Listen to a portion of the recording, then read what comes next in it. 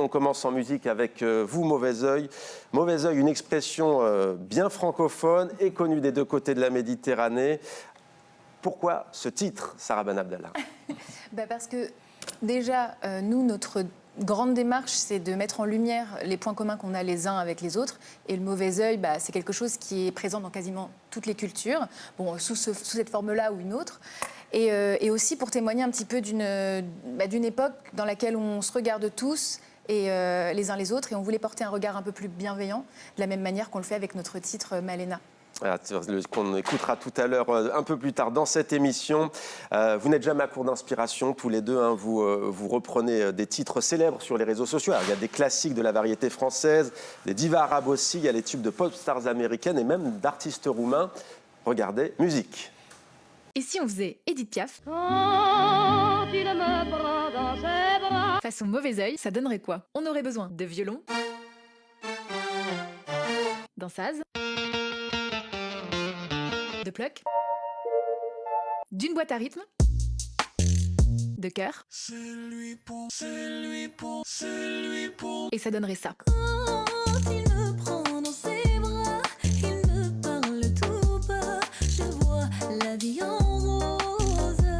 Et si on faisait Amel Bent Viser la lune, façon Mauvais Oeil, ça donnerait quoi? ce n'est qu'une philosophie, être accepté comme je suis, malgré tout ce qu'on me dit, je reste le poing levé. La bohème, ça voulait dire on était deux. La bohème, nous ne mangions qu'un jour sur deux.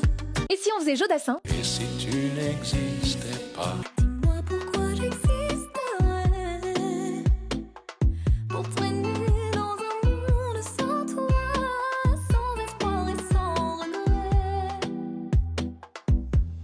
La bonne humeur de Mauvais Oeil, Sarah Ben Abdallah. En quoi est-ce important, selon vous, de mettre en valeur le patrimoine francophone, arabophone notamment?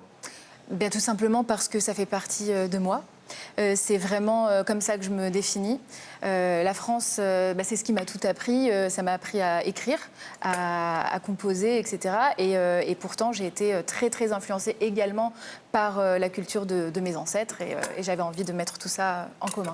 Et vous participez d'une certaine manière, vous aussi, à ce sommet, puisque je précise qu'à 2 pas d'ici et de ce plateau, vous pouvez découvrir jusqu'au 5 janvier prochain une exposition qui a pour titre « C'est une chanson qui nous ressemble, succès mondiaux de musique populaire francophone ». Alexis Lebon, vous reprenez aussi des titres d'artistes de Roumanie, pays francophile et francophone, qui compte 12% de francophones, de locuteurs francophones et qui participent à ce sommet de la francophonie. Vous avez des racines roumaines. Est-ce que vous êtes déjà allé en Roumanie? Et non, j'ai jamais été en Roumanie. Et à l'inverse de Sarah, moi, j'ai pas du tout été élevé et grandi dans cette culture de double culture, double nationalité. C'est quelque chose que j'ai même découvert assez tard dans mon adolescence.